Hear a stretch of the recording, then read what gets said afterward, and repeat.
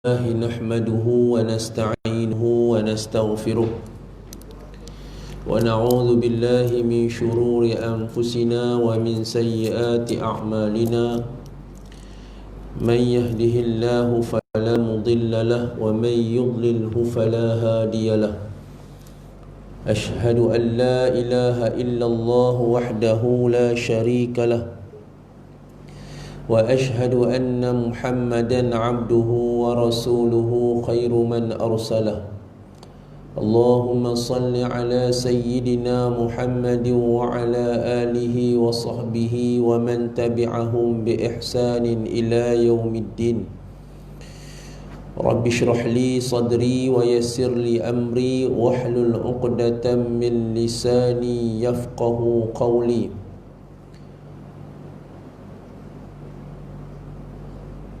Rabbi zidni ilma warzuqna fahma Rabbi yassir wa la tu'assir Rabbi tammim lil khair amma ba'du.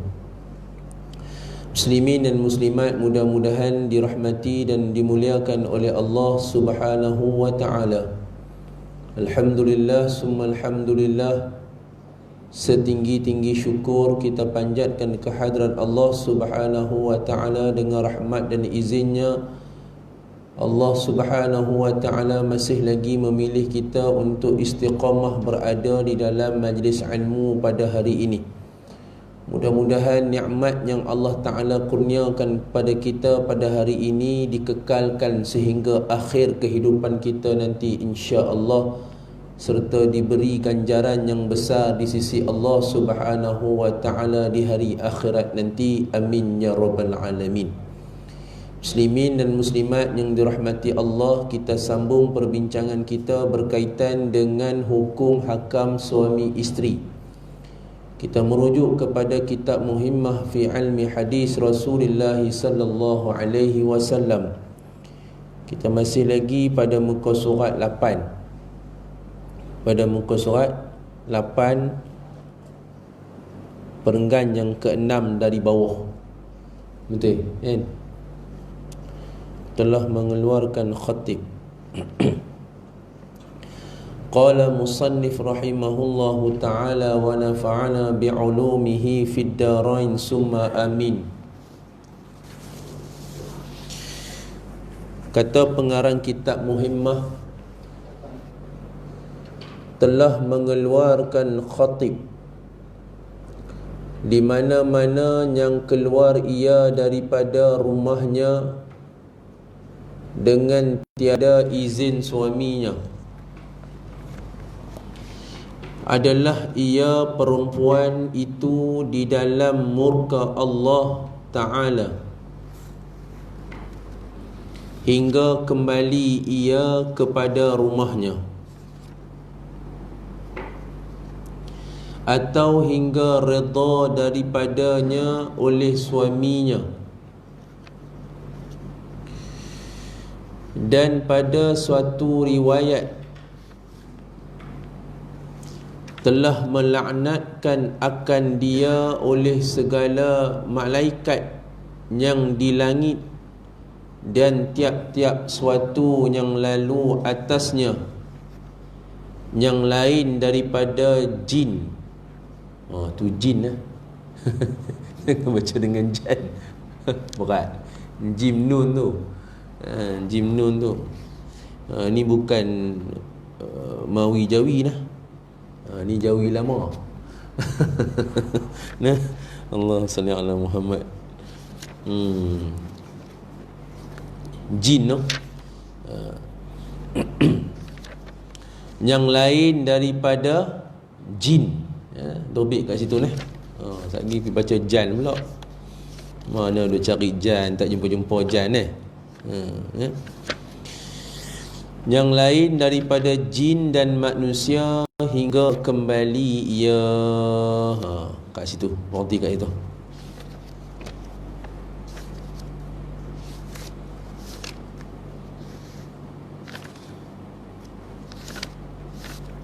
Baik.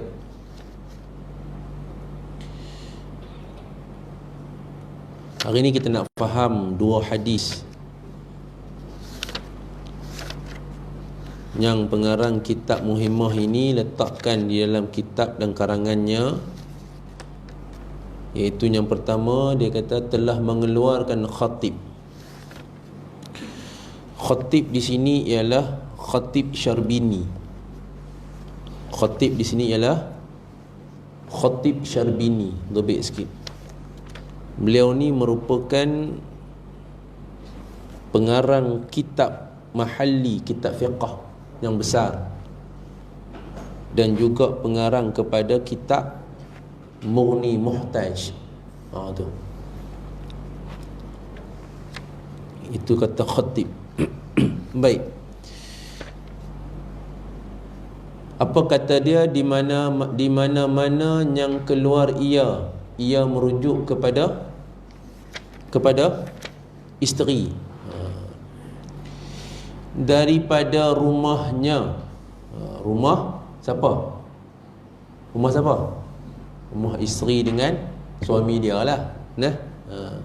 Dengan tiada izin suaminya adalah ia, yakni isteri tadi adalah ia, perempuan itu merujuk kepada isteri tadi di dalam murka Allah Subhanahu wa ta'ala, hingga kembali ia kepada rumahnya. Jadi rumah dia bersama dengan suami dia, bukan rumah dia.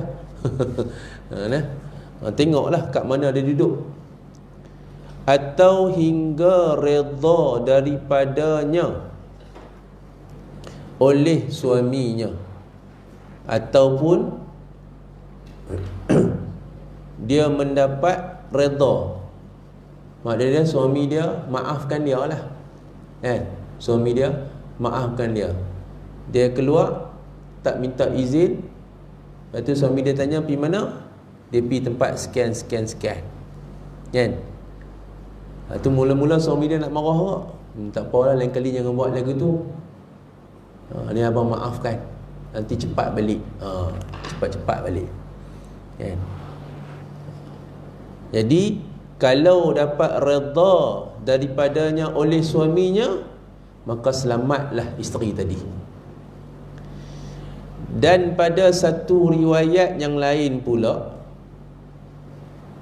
dosa ataupun kesan kepada akhlak isteri yang macam ni, yang keluar tanpa izin suami ni, maka hukum dia di atas dunia ini akan oleh seluruh ataupun segala malaikat, seluruh malaikat. Berapa jumlah malaikat? Wallahu ta'ala a'lam. Dalam kelas Badu Ain kita wajibkan berapa malaikat? 10. Hakikat ada berapa malaikat? Wallahu ta'ala a'lam. Cukup banyak. Akan dilaknat oleh seluruh malaikat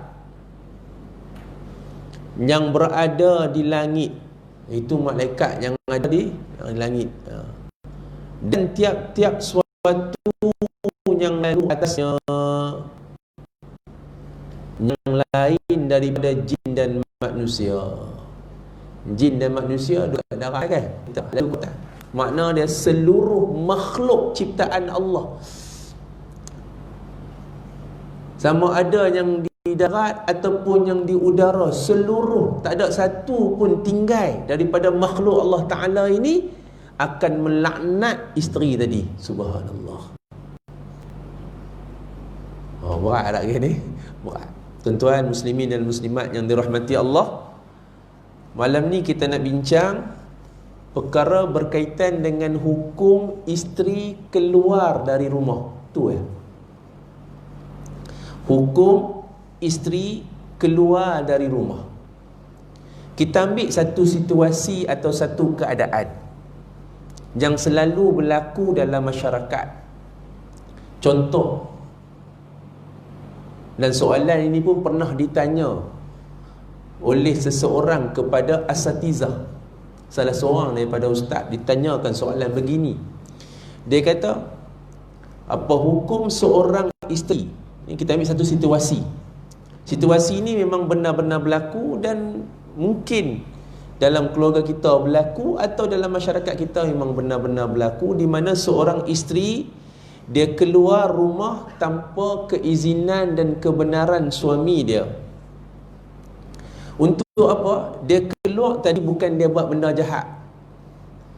Bukan dia pergi keluar dengan boyfriend ke, dia pergi keluar nak pergi disco ke, nak pergi keluar pergi tengok wayang, tak.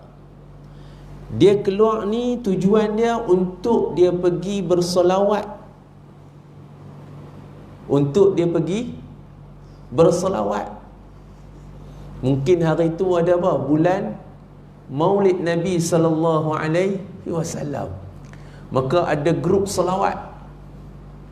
Maka dia keluar tu untuk pergi berselawat dan membaca surah Yasin bersama kawan-kawan dia. Jadi kawan-kawan dia ni hebat tak tuan-tuan sekalian? Hebat. Dia mempunyai kawan-kawan yang hebat, bukan jenis kawan-kawan yang hawak ni, tak. Kawan-kawan yang berselawat, kawan-kawan yang duk baca Yasin ni, kawan-kawan ni kemah ni. Kemah. Tapi situasi dia, suami tidak membenarkan isteri keluar pergi berselawat dan pergi membaca Yasin bersama kawan-kawan. Kenapa? Kerana hari itu suami mengharapkan daripada isteri dia untuk jaga anak dia, kerana dia ada kerja luar yang jauh daripada keluarga dia. Dan benda ni berlaku bukan selalu. Hari tu kebetulan dia nak pergi, hari tu ada program selawat, ada program Yasin. Maka apa hukum dalam situasi begini kalau dia keluar juga tanpa kebenaran dan keizinan suami dia? Lah ni muslimat banyak program. Sungguh tak muslimat? Antara muslimat dengan muslimin siapa banyak program? Muslimat kuliah duha dia. Kuliah duha hari biasa dia kuliah duha. Lepas habis kuliah duha petang kelas menjahit, kelas buat kek, macam-macam. Tu belum masuk lagi pi baca Yasin, pi qasidah, macam-macam lah. Kata mak saya pun umur dah 67 pun mau kata dia pergi. Satgi bawa grup ni pi baca Yasin, bawa grup ni buat tahlil. Oi, jangan main-main.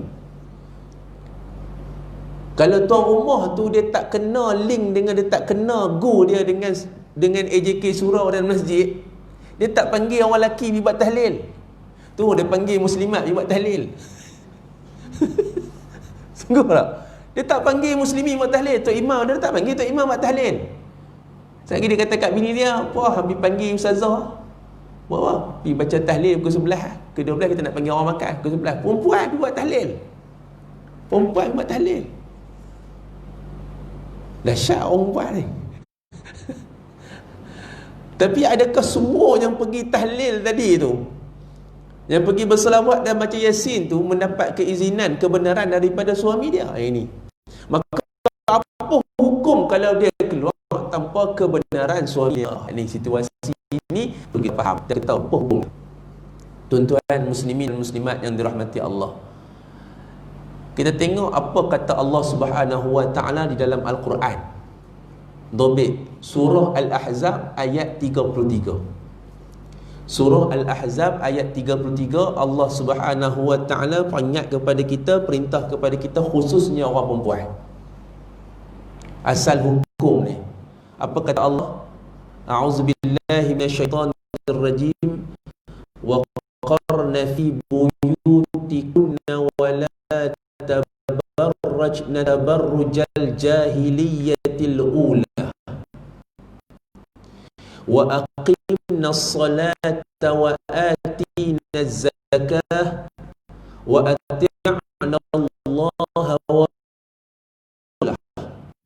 innama yuridu Allah liyudhhiba 'ankum rijsa ahlal bait wa yutahhirakum. Allahul azim. Kata Allah, qarna fi buyutikunna, dan hendaklah kamu wahai isteri-isteri ni, wa qarna fi buyutikunna, tetap di rumah kamu. Hai asal hukum. Allah kata isteri ni kalau duduk di rumah, duduk di rumah, itu asal hukum. Wala tabarrajna tabarrujal jahiliyatil ula, dan janganlah kamu berhias dan bertingkah laku seperti orang-orang jahiliyah yang dahulu.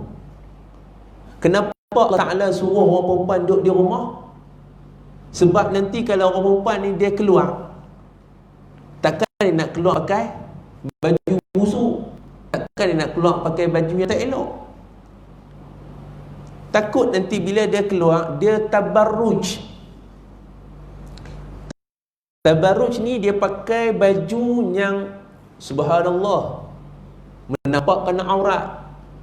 Warna baju tadi menggoda, bauan yang dipakai mengharumkan, make up yang dipakai, kan, subhanallah, memikat kaum Adam. Itu dimasukkan tabarruj. Itulah yang berlaku pada zaman jahiliyah. Sebab tu asal hukum orang perempuan ni, Allah Ta'ala kata waqarna fi buyutikunna, duduk kamu di rumah, duduk elok-elok di rumah. Duduk di rumah nak buat apa? Kata Allah Ta'ala wa aqimnas salata wa atinaz zakah, jaga aja sembahyang, banyakkan ibadah. Lalu boleh tak nak pi masjid surau? Tak ada masalah kalau suami izin. Tak ada masalah kalau dia dapat jaga pergaulan, dapat jaga hukum hakam, dapat jaga aurat yang sempurna, silakan. Tapi kalau duk pi masjid, sampai masjid cari tok siak dulu. Buat apa cari tok siak? Duk menyembang dengan tok siak. Duk menyembang lama. Pi suruh masjid, azan 7.11, pi 6.30. Duk menyembang dengan tok siak, menyembang lama sampai 7-11 minit baru masuk dalam masjid. Boleh tak? Tak boleh. Datang fitnah. Pergi masjid surau tabarruj. Ini yang Allah tak bagi pasal itu. Tapi kalau boleh jaga surau dan masjid ada laluan, surau dan masjid boleh pisahkan, surau dan masjid ada, kita tidak akan berlaku, kita panggil apa, percampuran dan sebagainya, boleh jaga hukum hakam, fadal, bukan menghalang. Tapi asal hukum, seeloknya orang perempuan itu berada di dalam rumah. Ini baik. Dalil daripada sunnah hadis Nabi sallallahu alaihi wasallam, riwayat Al-Bukhari. Nabi sallallahu alaihi wasallam kata apa? Nabi bersabda, apabila isteri-isteri kamu meminta keizinan kepada kamu untuk ke masjid pada waktu malam, maka kata Nabi, maka izinkanlah mereka. Nabi kata apa? Apabila isteri-isteri kamu meminta keizinan kepada kamu untuk ke masjid pada waktu malam, dalam riwayat Muslim tak tulis pada waktu malam. Apabila isteri-isteri kamu meminta keizinan kamu ke masjid, maka kata Nabi, izinkanlah mereka. Hadis riwayat Bukhari. Maka kata ulama, hadis ini menunjukkan isteri tadi, wanita tadi hendaklah meminta izin untuk keluar dari rumahnya sekalipun nak pergi masjid atau surau. Izin, bukan bagi tahu. Beza lah, maklum. Izin dengan bagi tahu tak sama lah. Contohlah kan, bang nak pergi surau dah bang, pergi masjid. Nanti Ustaz, suruh pergi mayang kat rumah. Dia ambil kunci belah lagu tu boleh tak? Tak boleh. Ya, tak boleh. Okey? Baik. Dalam kitab Fathul Bari disebutkan, hadis yang tadi riwayat Bukhari tadi dijadikan nas, dijadikan dalil bahawa wanita tidak boleh keluar dari rumah suaminya kecuali dengan izin dari suami dia. Saya bawa dua-dua dalil supaya kita faham bahawasanya isteri ni bila dah jadi isteri, dah kahwin, dia nak keluar rumah, maka dia tak dapat lari daripada minta izin daripada suami dia. Termasuk juga kata ulama, jika isteri tadi nak pergi menziarahi kedua ibu bapa dia. Kerana pernah berlaku kepada Sayyidatina Aisyah radhiyallahu ta'ala anhu, ketika mana Sayyidatina Aisyah difitnah. Kan? Sayyidatina Aisyah difitnah, maka Aisyah minta izin kepada Nabi sallallahu alaihi wasallam, "Ya Rasulullah, adakah engkau mengizinkan aku untuk pergi berjumpa kepada kedua ibu bapa aku?" Kenapa kata Aisyah radhiyallahu taala anha? Sebab aku nak mendapatkan kepastian berita ini, fitnah ini daripada kedua mereka. Maka disebut dalam hadis Bukhari dan Muslim, Nabi sallallahu alaihi wasallam mengizinkan perkara tersebut. Nabi bagi kepada Aisyah jumpa ibu dan ayah. Kalau suami tak bagi jumpa ibu dan ayah, suami tadi berdosa kata ulama kerana putuskan hubungan silaturahim antara isteri tadi dengan mak dia. Bukan sebab-sebab yang diharuskan syarak, tak ada, cuma sebab tak puas hati, sakit hati dengan mak mentua lah. Tu ya tak boleh. Kecuali muslimin dan muslimat yang dirahmati Allah, kecuali sekiranya perintah tersebut menyanggahi syariat Islam, maka tiada ketaatan lagi pada saat itu. Contoh saya ambil daripada hadis Nabi sallallahu alaihi wasallam riwayat Bukhari dan Muslim. Nabi kata apa? Dengar dan taat kepada pemerintah. Baik, isteri dalam rumah tangga siapa pemerintah? Suami. Ingat molek-molek nah, suami. Dengar dan taat kepada pemerintah adalah kewajipan setiap individu Muslim dalam perkara yang dia suka ataupun dia benci, selagi tidak diperintahkan dalam perkara maksiat. Selagi suami tak perintah kepada perkara maksiat, walaupun isteri rasa tak suka perkara tu, bencilah perkara tu, tak suka pada perkara tu, wajib taat kepada suami. Tu dia maklum. Susah senang jadi bini. Susah senang jadi bini. Susah no. Sebab Nabi kata apa? Selagi mana perintah tadi bukan perkara maksiat, kita suka ke, kita benci ke, tak suka ke, wajib taat, kata Nabi sallallahu alaihi wasallam. Namun apabila suami tadi perintahkan dalam perkara maksiat, maka tiada lagi nak dengar ataupun nak taat. Khalas. Hadis sahih Imam Bukhari dan Muslim. Baik, apa hukum sekiranya dia engkar, dia langgar juga? Maka disebutkan dalam hadis dalam kitab Muhimmah ini, yang pertama tuan-tuan sekalian, hukum yang pertama, dia pergi juga, dia keluar juga, suami dia tak bagi. Yang pertama, isteri tadi jatuh nusyus. Nusyus ni apa? Derhaka. Itu yang pertama. Dosa tak? Dosa. Kita baca dah kan sebelum ni, isterinya derhaka, apa hukum dia kan? Segala amal ibadah dia, kebaikan dia, kebajikan dia, Allah Ta'ala tolak belaka. Yang kedua, hadis yang kita baca, dua hadis yang kita baca malam ni. Yang kedua, apa hukum jika isteri tadi engkar juga? Dia mendapat laknat dari Allah Subhanahu wa Ta'ala, malaikat Allah, seluruh malaikat Allah dan seluruh makhluk ciptaan Allah Subhanahu wa Ta'ala. Laknat ni apa? Putus rahmat Allah. Putus rahmat Allah Subhanallah. Tiap-tiap hari makhluk Allah kata celaka perempuan ni, celaka perempuan ni, celaka perempuan ni. Doa yang tak elok dah, celaka perempuan ni, celaka perempuan ni. Yang ketiga, hukum yang ketiga, kalau dia engkar juga, maka hukum yang ketiga, dia mendapat tadi laknat. Yang ketiga, dia mendapat murka Allah Subhanahu wa Ta'ala. Ustaz, macam mana kita nak tahu ni kita ni sedang dimurkai oleh Allah Ta'ala ni? Ada tanda-tanda dia, disusun para alim ulama. Di antara dia, Allah uji kita. Allah uji kita dengan macam-macam. Allah nak uji kita sebab nak ampunkan dosa, satu hal. Mungkin Allah nak uji kita sebab Allah nak naikkan darjat, satu hal. Tuan-tuan, yang ketiga ni jangan kita lupa, Allah uji kita untuk kita muhasabah. Mungkin ada benda yang kita buat silap dan salah kepada orang tua kita ataupun kepada orang atas kita. Yang tu Allah bagi ujian dekat kita. Sebab Allah sayang kita. Sebab Allah sayang kita. Maka sebab tu kita kena muhasabah.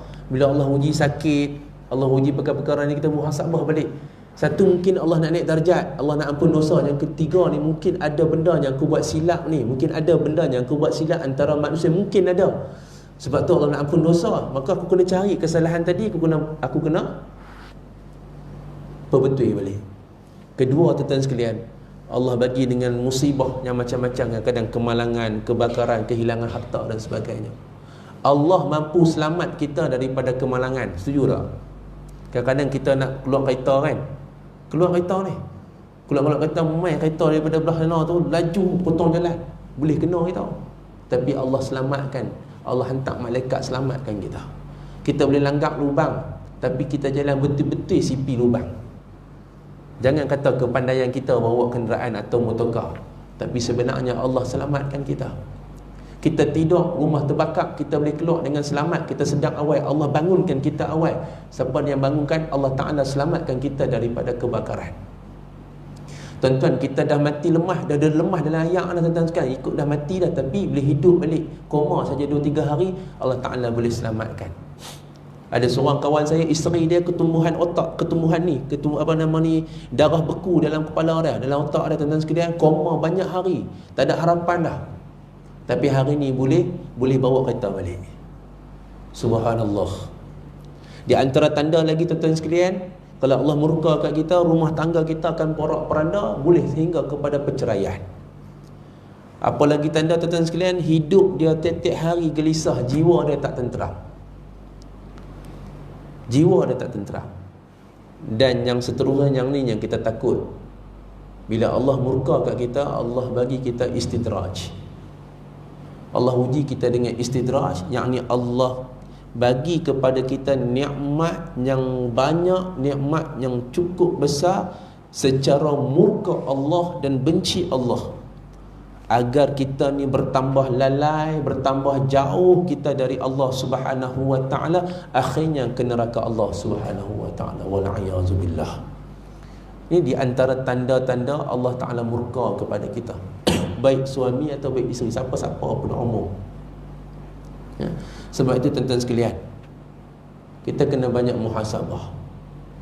Kata Imam Al-Ghazali rahimahullahu ta'ala, kata Imam Al-Ghazali, tidaklah orang yang takut itu orang yang menangis dan menyapu dua matanya. Tidaklah orang yang takut tu, takut kepada Allah itu menangis dan menyapu dua matanya, kata Imam Ghazali. Tetapi kata Imam Ghazali, orang yang takut itu adalah orang yang meninggalkan apa yang ia takuti kerana akan mendapat kemurkaan Allah Ta'ala, siksaan Allah Ta'ala akibat perbuatan tadi. Itulah orang yang takut sebenarnya. Dia takut nak buat benda tu sebab apa? Sebab benda tu boleh mendatangkan kemurkaan Allah Subhanahu wa ta'ala. Akhirat nanti dia akan mendapat siksaan daripada perbuatannya di atas dunia. Muslimin dan muslimat yang dirahmati Allah, maka mana-mana isteri, ini live kan rakaman, live kan, mana-mana isteri lah yang ada kat sini, yang duk dengar live ni, mana-mana isteri yang telah melakukan perbuatan tersebut, segeralah wasari'u ila maghfirah, segeralah bertaubat kepada Allah Subhanahu wa ta'ala, kembali kepada suami, mohon ampun kepada suami dia, minta redha kepada suami dia, tuan-tuan sekalian. Kecuali tuan-tuan sekalian, kalau dia nak pergi tadi tu, dia ada kemudaratan, ataupun dia sedang dizalimi, dia lari daripada rumah dia. Di rumah dia kena zalim, dia kena pukul, dia kena macam-macam, dia kena torture dan sebagainya, dia lari daripada rumah, kan? Dia nak patah balik ni, dia cukup takut pasal apa? Takut berlaku lagi perkara tadi ke atas diri dia. Orang-orang macam ni tak apa, dikecualikan. Orang-orang macam ni dikecualikan. Kenapa? Allah Ta'ala sebut dalam surah Al-Baqarah ayat 195, wala tulqu bi aidikum ila tahlukah. Ini dalil. Janganlah kamu campakkan diri kamu ke dalam kebinasaan. Dan Nabi SAW bersabda, la darar wala dirar. Tiada mudarat dan memudaratkan. Nabi tak bagi benda tu. Jadi bukanlah semua isteri ni kena balik kepada suami dia. Kalaulah isteri tadi memang dizalimi, dia lari daripada rumah sebab tak tahan dah duduk di rumah, tu pun sebab dia boleh keluar. Maka kalau dia balik berlaku kemudaratan kepada dia, maka dia tak perlu balik, tuan-tuan sekalian. Dia boleh teruskan cara dia tadi, dia boleh teruskan tuntut hak dia untuk minta fasakh, untuk minta fasakh agar mahkamah memisahkan dia dengan isteri dia. Baik, para ulama muslimin dan muslimat menyenaraikan sebab-sebab yang membolehkan isteri keluar dari rumah suaminya. Antaranya apabila berlaku ketakutan akan bahaya yang akan menimpanya jika dia terus berada dalam rumah tersebut. Disebutkan oleh Ibnu Hajar Al-Haytami. Ibnu Hajar Al-Haytami kata dia, suami yang mengancam dengan satu pukulan yang tidak sewajarnya, lalu dia isteri keluar kerana takut kepadanya, maka keluarnya isteri itu tidak dikira sebagai nusyus disebabkan keuzuran tersebut. Boleh faham? Seorang suami, kata Ibnu Hajar Al-Haytami, yang mengancam, mengunggut isteri tadi dengan satu pukulan yang tidak sewajarnya, lalu isteri tadi takut, dia keluar daripada rumah, maka isteri tadi tidak dikategorikan sebagai isteri yang nusyus kerana keuzuran tersebut. Isteri juga berhak mendapat nafkah selagi mana suami tidak menuntut kembali ke sebuah rumah yang sesuai, namun isteri membantah. Nampak tak? Dia nak bagi kediaman, tapi kediaman tu tak sesuai bagi dia. Macam saya duduk habak dulu dah, dia suruh duduk dengan mak dia, tapi duduk ada adik ipar, duduk ada adik lelaki punya ramai. Dia tak dapat nak menyediakan kemudahan, tandas dan sebagainya. Isteri terpaksa keluar, terpaksa tiap-tiap hari terpaksa tutup aurat. Letih tak bini lagu tu? Letih tu. Kesian, dia tak freedom, dia tak merdeka dalam rumah dia. Dia tak merdeka pada rumah dia, maka dia boleh, dia kata aku tak boleh duduk selagi mana hang tak sediakan kat aku kelengkapan macam ni, aku tak boleh duduk dengan hang. Larat ke maklum? Cuba tanya orang perempuan tengok, larat ke? Tiap-tiap hari kena keluar, kena pakai stocking, kena pakai kelembung, tertutup dengan ni. Tiap-tiap hari nak pergi tandas pun benda yang sama. Maka wajib bagi seorang suami sediakan tempat kediaman mengikut kemampuan dia. Hang mampu sewa rumah kampung pun, rumah setinggal pun tak apa dah, janji hang duduk dengan dia, dia pun selamat, bebas dalam rumah tadi untuk dia. Nak pakai macam tu ke, pakai macam ni, tak ada orang lain yang kacau dia, melainkan dia dengan suami dia.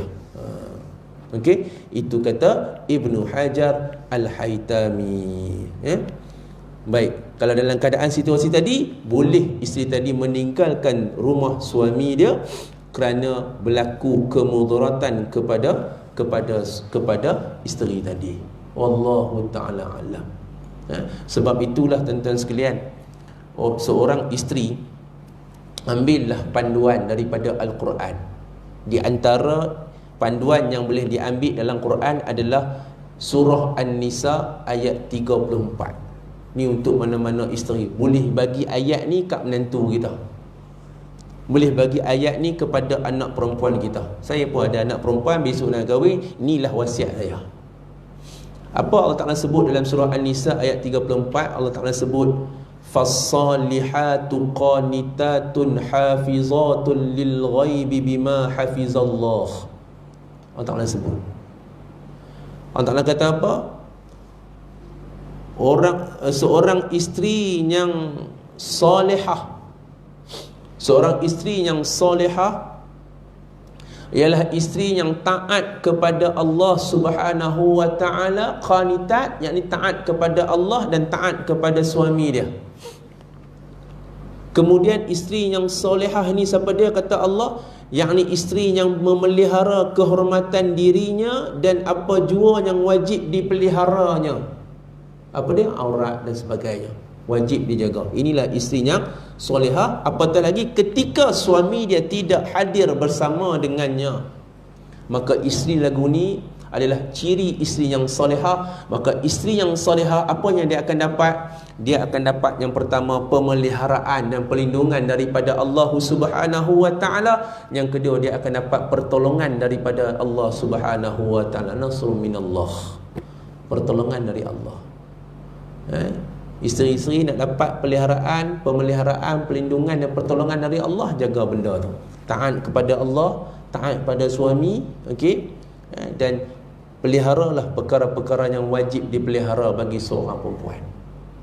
Kita sebagai seorang ayah atau imam, ada anak lelaki dengan anak perempuan kan, lelaki anak perempuan.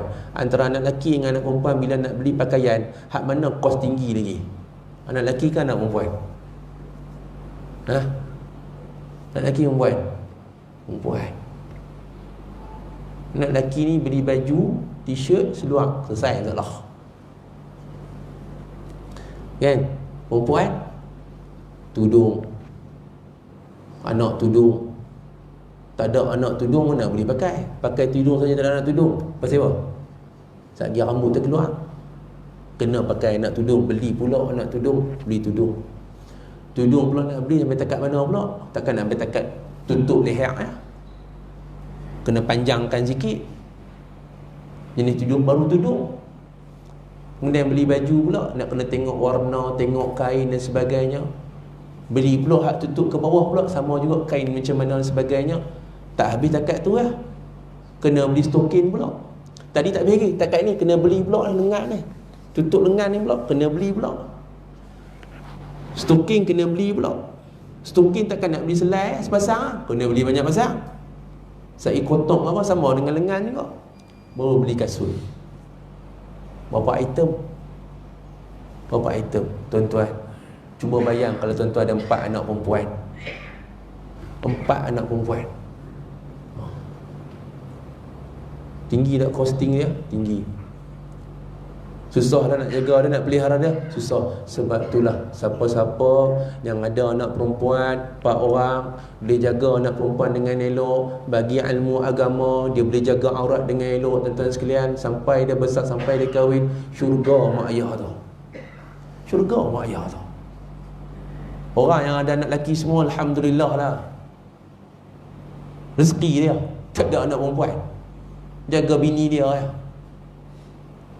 Walaupun anak lelaki pun kena jaga aurat, tapi tak sesusah macam mana anak perempuan. Tapi yang ada dua-dua, Tuhan bagi 4 lelaki, 4 perempuan.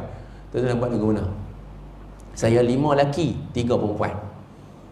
2 perempuan dah belasan tahun, 5-6 tahun kahwin 5. Lah ni kalau tak bagi hak betul-betul, parah saya. Hak ni hak nombor 3, perempuan nombor 3 kecil lagi. Kena bagi dah awal, kena tekan dah. Tekan dia. Belum lagi masuk bab dia mai darah haid, nak ajak pula tentang darah haid tu kat dia pula dah. Tara dia nak pandai, nak ajak mandi wajib kat dia tu. So siapa punya tanggungjawab? Takkan nak serah pada isteri. Suami kena ambil tahu juga. Nampak tuan-tuan sekalian? Anak perempuan memang susah kita nak jaga. Kecil tak ada masalah, bila dia mai tambaligh, kita mula dah kena jaga dia, berbanding dengan anak lelaki. Maka barang siapa yang ada anak perempuan yang ramai, dia jaga sungguh-sungguh, sampai anak perempuan tadi dia menikah, suami dia pula jaga, subhanallah, mak ayah tadi diberi pahala yang cukup besar dari Allah Subhanahu wa ta'ala, kerana menjaga syariat Allah Subhanahu wa ta'ala di atas dunia ini. Wallahu ta'ala alam. Mudah-mudahan 2 hadis yang kita baca ni walaupun pendek, tapi memberi pengajaran kepada kita semua, manfaat kepada kita semua, panduan kepada kita semua dalam menjalani kehidupan berumah tangga ni, kehidupan berkeluarga ni. Ambillah panduan tuan-tuan sekalian, dobit hak mana surah saya habaq tadi, balik buka baca balik. Mudah-mudahan memberi petunjuk kepada kita dan keluarga kita insya-Allah. Wallahu taala a'lam bis-shawab. Al-Fatihah. A'udzubillahi minasyaitonir rajim. Bismillahirrahmanirrahim. Alhamdulillahi rabbil alamin. Ar-Rahmanir Rahim. Maliki yaumiddin. Iyyaka na'budu wa iyyaka nasta'in. اهدنا الصراط المستقيم صراط الذين أنعمت عليهم غير المغضوب عليهم ولا الضالين آمين. أعوذ بالله من الشيطان الرجيم. بسم الله الرحمن الرحيم. الحمد لله رب العالمين، والصلاة والسلام على أشرف الأنبياء والمرسلين وعلى آله وصحبه أجمعين. Ya Allah, ya Tuhan kami, ampunkanlah segala dosa kami ya Allah. Ampunkanlah segala dosa pasangan kami ya Allah. Ampunkanlah segala dosa suami kami, isteri kami, anak-anak kami dan kedua ibu bapa kami, sama ada mereka masih hidup ataupun yang telah pergi meninggal dunia ya Allah. Ya Allah, ya Tuhan kami, berikanlah petunjuk ke atas diri kami ya Allah. Berilah petunjuk ke atas diri pasangan kami ya Allah, suami kami ya Allah, isteri kami ya Allah, anak-anak kami ya Allah dan kedua ibu bapa kami ya Allah.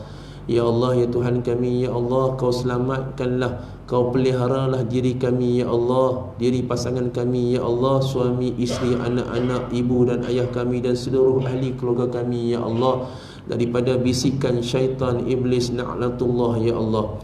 Ya Allah, ya Tuhan kami, Kau limpahkanlah kasih sayang ya Allah. Kau limpahkanlah perasaan kasih dan sayang ya Allah kepada diri kami ya Allah, kepada pasangan kami ya Allah, kepada seluruh ahli keluarga kami ya Allah. Ya Allah, ya Tuhan kami, Kau peliharalah seluruh ahli keluarga kami ya Allah dari sebarang ujian dan bala bencana ya Allah, daripada sebarang penyakit yang berbahaya ya Allah. Ya Allah, ya Tuhan kami ya Allah, Kau limpahkanlah mawaddah warahmah dalam keluarga kami ya Allah. Semoga kami dapat berkasih sayang antara kami semua ya Allah. Ya Allah, ya Tuhan kami ya Allah, Kau kumpulkanlah segala ahli keluarga kami ya Allah di dalam syurga ya Allah. Biarlah kami bertemu dengan mereka di dalam syurga ya Allah ya Rabbal Alamin. Rabbana alaika tawakkalna wa ilaika anabna wa ilaikal masir. Rabbana hablana min ladunka dzurriyyatan tayyibatan innaka sami'ud du'a. Rabbana hablana minas salihin. Rabbana hablana min azwajina wa dzurriyyatina qurrata a'yun waj'alna للمتقين إماما رب اجعلنا مقيم الصلاة ومن ذريتنا ربنا وتقبل دعاء ربنا آتنا في الدنيا حسنة وفي الآخرة حسنة وقنا عذاب النار وصلى الله على سيدنا محمد وعلى آله وصحبه أجمعين والحمد لله رب العالمين. تقبل الله منكم منا ومنكم تقبل يا كريم وبالله التوفيق والهداية. السلام عليكم ورحمة الله وبركاته.